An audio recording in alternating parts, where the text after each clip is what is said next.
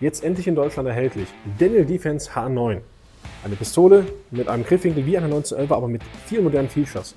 Spannabzug, Abzugssicherung, Schlagbolzensicherung, Fallsicherung, alles wie man sich wünscht. Aber das Besondere ist, die niedrige Laufachse, verbunden mit der sehr guten Ergonomie, sorgt es für überragende Schussergebnisse. Wie wird die niedrige Laufachse erreicht? Ganz einfach.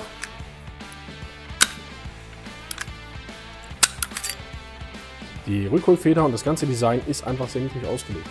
Die Waffe basiert auf der Hudson H9. Daniel Defense hat die Rechte und das Design der Waffe aufgekauft. Das ist jetzt die aktuellste Ausführung. Es gab eine Rückkaufaktion, Kraft die Läufe. Das hier ist die modernste Variante, die aktuellste Variante, jetzt endlich erhältlich bei uns für euch.